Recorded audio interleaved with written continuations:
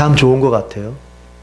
우리가 양력 새해에도 축복하고 인사하고, 또 음력 새해에도 우리가 축복하고 인사하고. 우리 음력 새해인데요, 같이 한번 축복해 볼까요?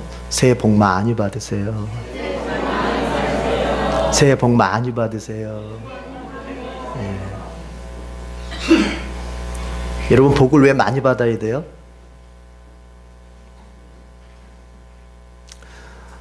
그리스도 밖에 있는 사람들은 복을 많이 받고자 하는 이유가 잘 먹고 잘 살기 위해서겠지만, 제가 어느 교회 앞을 지나가다가 참 내 가슴에 와닿는 문구를 봤어요. 주님의 복을 많이 받아서 그 복으로 다른 사람들을 섬겨줍시다. 그렇게 써 있더라고요. 아, 참 성숙한 교회다, 저 교회는. 똑같이 축복하고 싶어. 이렇게 축복하십시다. 복 많이 받으세요. 그리고 그 복으로 다른 사람 섬겨주세요. 이렇게 서로 인사하십시다. 축복하십시다. 시작. 복 많이 받으세요. 그리고 그 복으로 다른 사람도 섬겨주세요.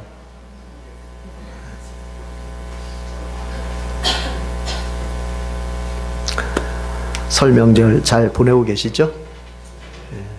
여러분의 생애 속에, 여러분의 가정 속에, 여러분의 직장과 여러분의 사업장 속에 주님의 복이 가득하기를 축복합니다. 제가 얼마 전에 뭘 하나 살 게 있어가지고요, 어떤 점포를 좀 들렸어요. 근데 이것저것 이제 물건을 고르지 않습니까? 고르면 한참 고르고 있는데 그 사장님이 그러는 거예요. 교회 다니세요? 그렇게 물어보는 거예요. 우리가 교회 다닌다고 알려준 적도 없는데 딱 물어보는 거예요. 교회 다니세요? 예, 교회 다닙니다. 근데 우리 큰아들이 옆에서 우리 아빠 목사님이고 우리 엄마 전도사님이에요. 뭐 물어본 것도 아닌데. 그래서 궁금했어요. 저희가 교회 다니는 걸 어떻게 아셨어요? 그분이 이렇게 얘기를 하시더라고요. 그분은 여기 그 의정부 중앙감리교회 권사님이시더라고요. 그 의정부 중앙감리교회가 의정부에 최초로 세워진 교회잖아요. 의정부 최초로. 예. 이 의정부 땅에 처음으로 복음을 전했던 교회잖아요. 아, 훌륭한 교회예요. 근데 권사님이 그래서 물어봤어요. 왜 우리가 교회 다니는지 어떻게 아셨어요? 그랬더니 그분이 이런 얘기를 하세요. 물건을 고를 때마다 뭘 이렇게 알려주고 소개해주면은 말끝마다 우리가 그랬대요. 감사합니다. 감사합니다. 이렇게 하면 이렇게 감사합니다. 저렇게 감사합니다. 그런데 보통 감사합니다라고 이렇게 감사합니다라는 말을 자주 쓰시는 분들은 다 교회 다니고 예수 믿는 사람들인 것 같아요. 이런 얘기를 해요. 그래서 아, 저분들도 교회 다니시나 보다. 여러분, 저는 그때 그런 생각을 했어요. 아, 참 그리스도인의 표지, 예수 믿는다고 하는 그 표지가 과연 무엇일까? 여러분, 뭐라고 생각하세요? 감사에 있다고 저는 생각합니다. 나의 이웃들이 나를 바라볼 때 저분이 정말 교회 다니는 분인가? 예수 믿는 사람인가? 여러분, 무엇으로 분별해낼 수 있을까요? 나의 입술에서 감사의 표현이 더 많은지 아니면 원망과 미움의 표현이 더 많은지 그것 가지고 분별하는 것 같아요. 설이면은 가족 친지들이 다 모입니다. 그들은 우리의 입술을 주목할 것입니다. 우리의 입술에서 어떤 말을 더 많이 할 것인가? 설 명절 지내면서 가족 친지들 앞에서 감사의 말이 더 많이 고백되어지는 그런 우리 성도들 되기를 바랍니다. 서로가 서로한테 감사하는 거예요. 많은 것이 있어서 감사가 아니에요. 그것을 감사로 볼 수 있기 때문에 감사한 거예요. 일이 잘 되었기 때문만의 감사가 아니에요. 우리가 살다 보면 어떻게 일이 잘 되기만 하겠습니까? 안 된 일도 있고요. 슬픈 일도 있고요. 막혀 보이는 일도 있고요. 때로는 내가 원하는 것과 다른 방향의 길로 가는 것처럼 보일 때도 있어요. 심지어는 내가 아, 이것만은 없었으면 좋겠다 하는 그것이 내 인생 가운데 일어날 수도 있어요. 그런데 신자에게 있어서의 참 귀한 마음, 신자에게 있어서의 참 믿음의 마음이 뭐냐면 그런 것들조차까지도 우리는 감사하게 볼 수 있다는 거예요. 왜냐하면 하나님께서는 그런 믿음으로, 그런 감사의 믿음으로 나오는 사람에게 그 안 좋아 보이는 그것까지도 재료로 사용하셔서 우리의 인생을 여시는 또 하나의 방법이 되거든요. 합력하여 선을 이루는 것입니다. 예. 한번 연습해 봅시다. 감사합니다. 감사합니다. 우리의 모습 속에서 감사의 고백, 감사의 나눔, 감사로 인해서 그 분위기를 참 은혜스럽게 만드는 것, 이게 참 중요한 것 같아요. 더 나아가서 여러분, 감사가 더 진해지면요 뭐가 되는 줄 아세요? 자랑이 되는 거예요. 내 마음속에 어떤 것에 대한 감사가 깊어지면 그게 이제 내 입술 밖으로 튀어나올 때 그게 자랑이 돼요. 여러분, 그리스도인의 자랑은 무엇일까요? 사람은요 누구나가 자랑하고 싶은 게 다 있더라고요. 없는 것 같아도 다 있더라고요. 남자들 같으면 하다못해요, 정 없잖아요. 그러면 자기가 어느 군대 나왔나 가지고도 자랑하더라고요. 그렇더라고요, 보니까. 그 자랑할 것도 아무것도 아닌데. 예. 여자분들 보니까요, 여자분들은 그렇더라고요. 자랑할 게 없어도요, 우리 여성분들이 우리 주일마다 이렇게 식사 이렇게 많이 잘 준비해 주시고 애쓰시는데, 하다못해 누구께 음식이 더 맛있나 가지고도 자랑하더라고요. 자랑을. 사람은 다 그런 게 있어요. 그리스도인의 자랑은 무엇이 되어야 될까요? 예수 믿는 사람의 자랑은 무엇이 되어야 될까요? 자랑은 가만히 살펴보면 그 사람의 명예일 뿐만이 아니라 그 사람의 존재의 근거가 되기도 해요. 이건 어려운 말이 아니에요. 만약 어떤 사람이 돈을 자랑하잖아요. 여러분, 그렇다면 그 사람은 자신의 존재의 근거를 돈에 두고 있는 거예요. 그래서 그 사람은 돈이 많으면 기쁘고 돈이 많으면 살만하고, 반대로 돈이 줄어들면 슬프고 돈이 없으면 죽고 싶은 거예요. 그 사람의 존재의 근거를 돈에다 두고 있는 거예요. 세상 사람들과 그리스도인을 우리가 나눌 때 여러분, 그 기준 가운데 하나가 뭐예요? 세상 사람들은 자랑을 어디에다만 둡니까? 눈에 보이는 것에다만 두는 거예요. 그래서 요한 사도는 그것을 이생의 자랑이라 그랬어요. 이생의 자랑. 우리 그리스도인들이 본받지 말아야 될 것 중에 하나, 우리 그리스도인들이 추구하지 말아야 될 것 중에 하나, 이생의 자랑 그랬습니다. 이생의 자랑은 뭐예요? 다 눈에 보이는 것들이에요. 입는 거, 먹는 거, 그리고 내가 지금 누리는 거, 내가 보여줄 수 있는 이런 모든 것들이 다 자랑거리예요. 그들은 그것 가지고 자랑해요. 내가 무슨 차 타고 다니느냐? 내가 몇 평의 아파트에 사느냐? 내가 어느 학교를 나왔느냐? 내가 지금 어느 회사를 다니고 있느냐? 다 보이는 것들에다. 그러나 그리스도인의 자랑은 무엇이 되어야 될까요? 보이지 않는 것에 대한 자랑이에요. 보이지 않는 것에 대한 자랑.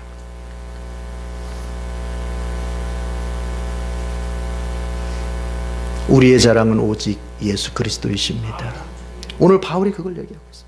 여러분, 31절을 한번 같이 읽어봅시다. 성경 31절 다 같이 읽겠습니다. 시작. 그것은 성경에 기록되어 있는 바 누구든지 자랑하려거든 주님을 자랑하라 한 대로 되게 하시려는 것입니다. 누구든지 자랑하려거든 뭘 자랑해요? 주님을. 누굴 자랑해요? 주님을 자랑하라. 예수님을 자랑하고 하나님을 자랑하라. 세상 사람들은 내가 가지고 있는 눈에 보이는 그것을 자랑할 때, 예수 믿는 사람은 오직 예수를 자랑하는 거야. 예수를 자랑하는 거야. 그래서 그 사람은 툭 찌르면은 예수 나오는 거야. 심리학에서요, 심리 치료할 때 유심히 보는 게 뭔지 아세요? 상담하는 사람이 피상담과 함께 상담을 할 때 유심히 보는 게 있어요. 아주 집중해서 보는 게 있어요. 집중해서 듣는 게 있어요. 그게 뭔지 아세요? 그 사람이 무심코 내뱉는 말이에요. 우리가 생각할 때 일반적으로 무심코 내뱉는 말이 생각 없이 나온 말이라서 그게 핵심이 아닐 것 같지만 심리학에서는 거꾸로 봐요. 그 사람이 무심코 내뱉는 그 말이 사실은 그 사람의 진심이고 그 사람 중심이고 그 사람의 핵심이라는 거예요. 그래서 심리 상담가들은 그런 걸 오히려 더 챙겨서 들어요. 예수로 가득 찬 사람에게 무심코 나온 말은 예수입니다. 예수로 충만한 사람에게서 무심코 나온 행동은 예수입니다. 그러나 우리가 겉모습은 교인의 모습을 하고 있고 겉모습은 신자의 모습을 하고 있어도 이 세상이 예수가 아닌 다른 것으로 가득 차 있는 사람은 무심코 내뱉는 말이 바로 그겁니다. 그 사람 안에 품겨져 있는 겁니다. 그래서 저도 마찬가지예요. 우리 교우들과 함께 또 제 지인들과 함께 대화를 나누면서 그가 무심코 내뱉는 그 말이 무엇일지를 살펴봐요. 그게 어쩌면 그 사람의 진심이요 핵심이요 그 사람의 존재의 근거일 수 있어요. 바울은 자나깨나 자기가 사나 죽으나 오직 자기를 통해서 드러났으면 하는 대상은 오직 예수라고 그랬어요. 그게 바울의 고백이었어요.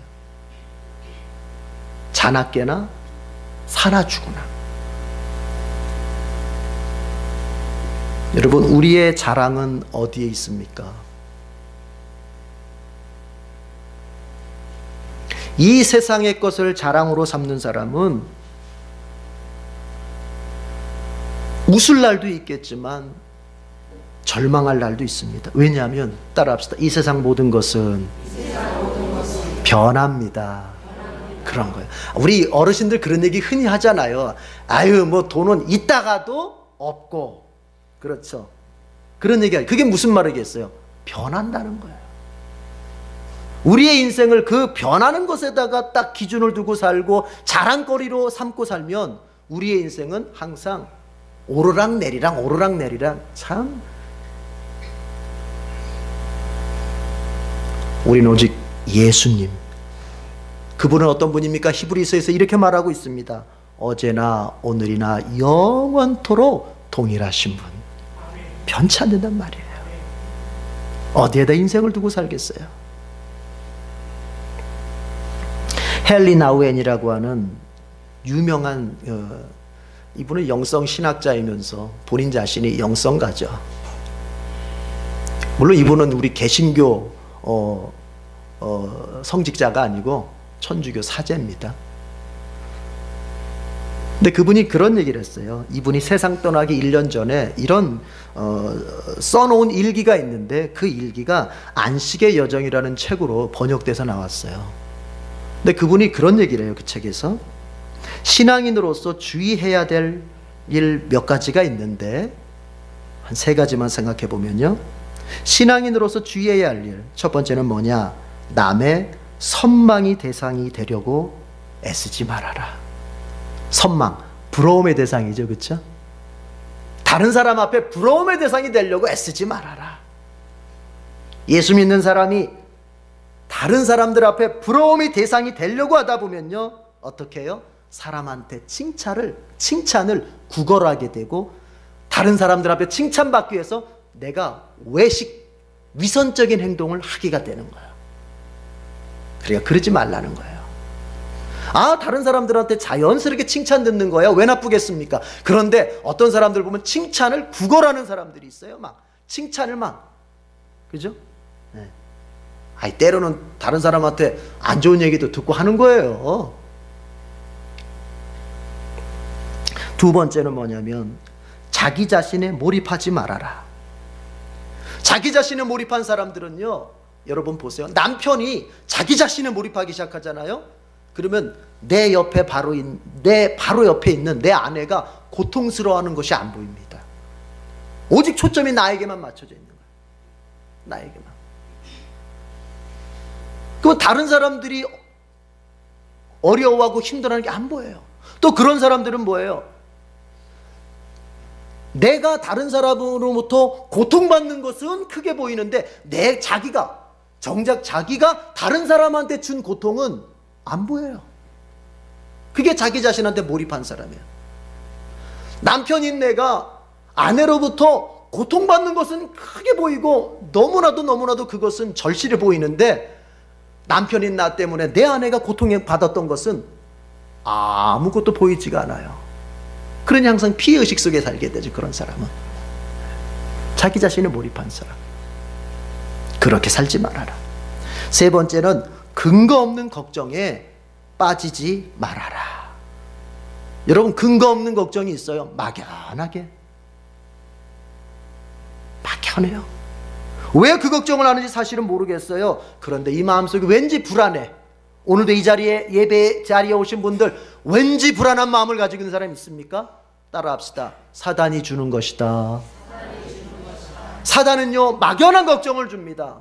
앞으로 이렇게 살다가 나 잘못되면 어떡하지? 나 이렇게 살다가 내가 그냥 갑자기 직장에서 잘려가지고 우리 처자식들 다 길거리 나앉고. 어느 날 보험 광고를 보는데 전 뭐라고 하는 배우가 나와서 하는 보험 광고인데 그러더라고요. 갑자기 양치질하다 말고 갑자기 생각하는 게 뭐예요?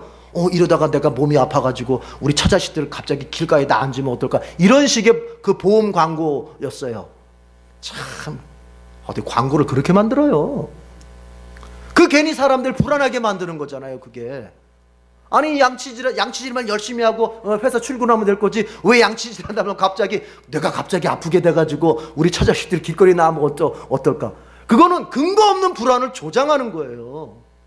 여러분, 그런 불안에 속지 마십시오. 그 사단이 주는 거예요.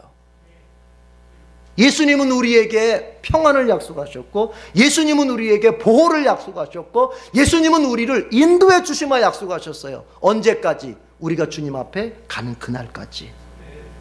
주님의 말씀에 근거가 뚜렷하게 있는데 그 뚜렷한 근거를 붙잡지 않고 막연하게 찾아오는 불안 앞에 내 인생을 맡기지 마세요.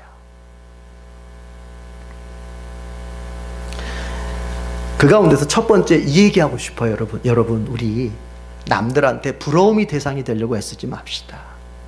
그러다 보면 사람이 오버하게 돼 있어요. 그저 주님께서 내게 주신 형편대로 내가 최선을 다해서 사는 거, 이게 아름다운 모습이에요. 자, 자랑의 문제라는 것입니다. 선망의 대상이 된다. 즉 뭐냐? 내가 자랑하고 싶은 사람이 되는 거예요. 뭔가 눈에 보이는 거 가지고 내가 뭔가 다른 사람들 앞에 자랑할 거리가 있는 그런 사람이 되고 싶은 거예요. 그러다 보면 어떻게 된다? 신앙을 저버리고 그 사람이 정도에서 이탈하고 그 사람이 넘지 말아야 될 선을 넘을 수 있다는 것입니다. 이렇게 생각을 해요. 나의 자랑은 오직 예수님 뿐이시다. 이러면 신앙을 떠날 것도 없고 정도를 이탈할 것도 없고 우리가 오버할 것도 없어요. 내가 돈을 얼마를 가졌든지 나의 자랑은 돈이 아니고 오직 예수님이시다. 내 학벌이 어디가 됐든지 어디까지 내가 공부를 했든지 나의 자랑은 오직 예수님이시다. 겸손해지는 거야. 내 모든 잘된 일들, 이것이 나의 자랑이 아니라 내 자랑은 오직 예수님이셔 하면 그 잘되었던 일들이 내게 시험거리가 되질 않아요. 여러분 기억하셔야 돼요. 내가 자랑하려고 들면 나는 시험에 빠집니다. 왜냐? 다른 사람들이 그만큼 알아주지 않으면 내 마음이 섭섭해요. 그렇죠? 아니, 내가 지금 자랑을 하면 다른 사람들이 빨리 반응을 해줘야 되는데, 맞다고 이러면서 뭔가를 해줘야 되는데, 그렇게 안 하면 내 마음이 섭섭해지고 그 사람들이 갑자기 미워지고 그렇게 되는 거예요. 또 기억하세요. 내가 자랑을 할 때 그것을 갖지 못한 내 옆에 있는 그 사람이 여러분 큰 고통에 빠질 수 있습니다. 자, 친척들이 모여요. 설날에 친척들이 모여요. 그러다 보면 이제 이것저것 막 이제 뭐 자랑을 합니다. 여러분 이걸 알아야 돼요. 내 자랑하는 가운데서 그것을 갖지 못해서, 아니 그것 때문에 아파하고 그것 때문에 고통하는 나의 친척이 그 자리에 있다는 걸 알아야 돼요. 그렇잖아요. 우리가 흔히 하게 되는 자랑 중에 하나가 이 자녀 자랑이거든요. 옛날에 왜 그랬는지 모르겠어요. 이제 설날 가까우잖아요. 우리 집안에 좀 제가 그 숨겨진 비리 하나 제가 말씀을 드린다면, 아버지가 미리 교육을 해. 너 저기 가가지고 어른들이 너 뭐 되고 싶어 그러면 꼭 대통령 된다고 해야 돼? 대통령? 아버지가 교육을 시켜 저를. 큰집 가가지고 큰아버지가 너 커서 앞으로 뭐 되고 싶어 그러면 대통령 된다고 해야 돼. 저 교육받고 갔어요. 교육받고. 그 가서는 제가 그대로 연기를 합니다. 나는 대통령이 뭔지도 모르고 대통령 되고 싶은 마음도 없고. 그게 뭐예요? 어른들의 자랑놀이에 아이들이 희생당하는 거예요. 그리고 뭐든지 하여튼 뭐로든지 하여튼 다른 사람 앞에서 뭔가 자랑하고 싶은 거예요. 그렇게. 그런데 그때 여러분 이걸 기억해야 돼요. 거기에는 내 자녀 때문에 마음 아파하는 사람도 있다는 걸 기억해야 돼요. 자, 그러면 이 모든 것들을 우리가 다 평정할 수 있는 게 뭐냐? 오직 예수님만 자랑하는 거예요. 예수님만. 모였을 때 그저 예수님께 감사하고, 예수님이 이렇게 우리에게 해주시고, 예수님께서 우리 가정을 이렇게 복되게 해주셨다고 예수님만 자랑하면 여러분 시험 들 것도 없고, 내가 넘어질 것도 없고, 다른 사람 아프게 할 것도 없어요. 예. 그렇다고 논쟁하지 마세요. 다른 사람들하고 종교 논쟁하라는 게 아니에요. 예수님께서 우리 가정에 베풀어 주신 거 그거 감사하면서 자랑하면 돼요. 네. 따라합시다. 우리의 자랑은 오직 예수다. 두 번째는 바울이 이런 얘기를 합니다. 자, 24절을 같이 읽어볼까요? 성경 24절 시작. 그러나 부르심을 받은 사람에게는 유대 사람에게나 그리스 사람에게나 이 그리스도는 하나님의 능력이요 하나님의 지혜입니다. 아멘.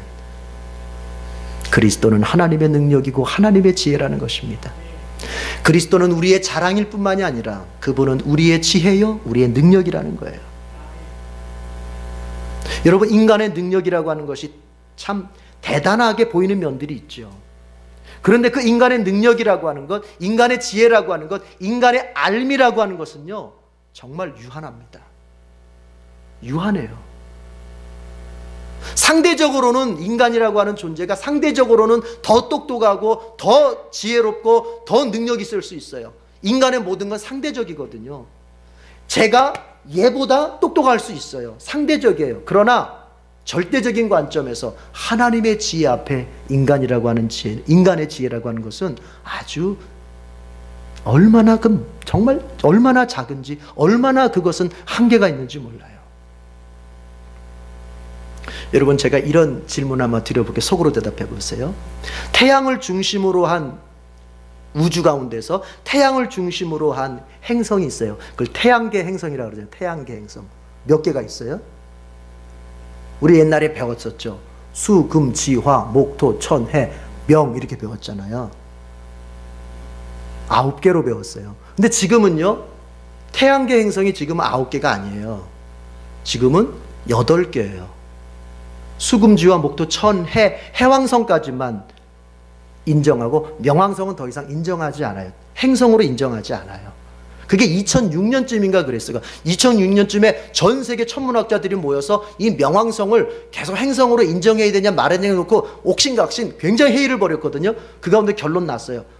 이제 행성 아니다. 외행성, 작은 행성이다. 이렇게 얘기를 했어요. 근데 그 이유가 뭐냐면 예전에는 명왕성까지밖에 못 봤어요. 망원경으로 보는데도 명왕성까지밖에 안 보이는 거예요. 그런데 과학이 더 발전해서 이제는 그 명왕성 너머에 있는 우주를 보게 되니까 명왕성보다도 더 큰 뭐 에리스라고 하는 그런 천체들, 별들이 더 많은 거예요. 막 몇 개 나타나는 거예요. 그러면 이거 계속 행성 수를 늘려가야 되잖아. 한도 끝도 없는 거예요, 이게. 그래서 안 되겠다. 이거 끝내자. 이런 얘기를 드리려고 하는 겁니다. 여러분, 그 당시의 사람들은 자기가 보는 우주가 전부라고 생각했던 거예요. 그래서 명왕성까지만 보였기 때문에 그 명왕성이 태양계의 마지막일 거라고 생각했던 거예요. 마지막. 그러나 인간의 지혜가, 인간의 지식이, 인간의 과학이 더 발전하다 보니까 여러분, 우주가요 우주가요, 이 태양계 우주가, 태양계라고 하는 게 우주에서 점에 불과한 거예요. 그 태양계에서, 우주에서 태양계가 점이라면 여러분, 지구는 더 점이고요, 지구에서 우리는 사실 없는 거나 다름없는 거예요. 그러나 옛날에 그 지식이 자라지 못했을 때는 어땠어요? 자기가 보는 세상이 전부라고 생각했어요. 여러분, 하나님이 창조하신 세계를 인간이 다 알지 못합니다. 하나님이 현실로 지은 눈에 보이는 우주조차도 다 알지 못하는 게 인간의 지혜인데, 하물며 하나님께서 지으신 하나님의 나라 영적인 세계를 과학으로 그것을 예단하려고 하고, 그것을 인간의 지혜로 그걸 가지고 판단하려고 들 때 인간이 얼마나 우를 범하게 되는지를 알아야 돼요. 우리의 지혜는요, 극히 제한적이에요. 이걸 인정해야 돼요. 내가 아는 것이라고 하는 게 얼마나 제한적인가를 알아야 돼요. 특별히 누구 앞에서? 더 하나님 앞에서는. 사람은 모두가 자기의 삶의 원천이 있어요. 내 지혜의 원천이 어디입니까? 내가 내 삶을 지혜롭게 만들어가는 그 지혜의 원천이 어디에 있습니까? 제가 음악을 좋아하는데요, 서양 클래식 음악이라고 하는 게 대부분이 보면은 이제 기독교인들이 작곡한 곡들이 많잖아요. 대부분이 다 기독교인들이잖아요, 서양 클래식 음악이. 그 가운데서 하이든이라고 하는 그 작곡가가 있는데, 교향곡의 아버지라 불리지 않습니까? 한 108여 개의 그 교향곡을 작곡했잖아요. 근데 그분이 그런 얘기를 했어요. 책에서 보니까, 나는 작곡을 할 때 음악을 생각하지 않고 하나님을 생각한다. 왜냐하면 하나님을 생각하고 있으면 이 마음이 기쁨으로 솟구치고, 하나님을 생각하고 있으면 음표들이 자기 머리에서 막 춤을 춘대요. 그러면 자기는 작곡이라고 하는 건 다른 게 아니라 그 머릿속에서 막 춤을 추고 있는 음표들을 그냥 오선지에다가 그리면 된대요. 그게 자기한테는 작곡이래요. 중요한 통찰이 있습니다. 하이든은 음악가예요. 세계적인 음악가예요. 그런데 그가 작곡을 할 때, 음악을 할 때, 그런 음악을 생각하기보다는 하나님을 생각한다는 거예요. 즉 자기의 지혜의 원천, 음악의 원천이 음악 자체에 있지 않고 어디에 있다? 하나님께 있다는 거예요. 우리의 삶의 원천은 우리의 삶 자체에 있는 것이 아니라 하나님께 있는 거예요. 우리는 하나님으로부터 지혜를 받아서 이 세상의 삶을 살아가는 사람들이에요. 그게 그리스도인들이에요. 하나님의 백성들은 그렇게 삶을 사는 거예요. 하나님으로부터 공급받아서 이 세상의 현실들을 열어가는 거예요. 그것을 보여준 사건이 뭐냐? 바로 하늘에서 만나가 내리는 사건이에요. 40여 년 광야를 지나갈 때 이스라엘 백성들이 농사도 짓지 못하고 뭔가 일을 할 수도 없는 그런 광야에서 그들이 먹고 살았는데, 그 먹고 살 수 있었던 그 원천이 어디에서 온 것이냐? 바로 하나님으로부터 왔다는 것을 보여주는 게 만나예요. 그들이 새벽 일찍 눈 떠서 보면 하나님께서 그 이슬이 내리게 하시고, 이제 이슬이 다 마를 때쯤 되면 거기에 만나가 있는 거예요. 이스라엘 백성들은 그것을 먹어 살았어요.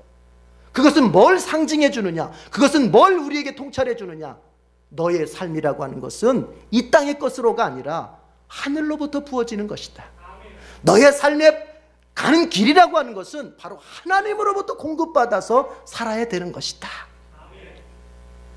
그런데요, 사단이 하는 일은 뭐냐? 바로 그것을 부정하게 만드는 거예요. 하나님은 뭘 하나님?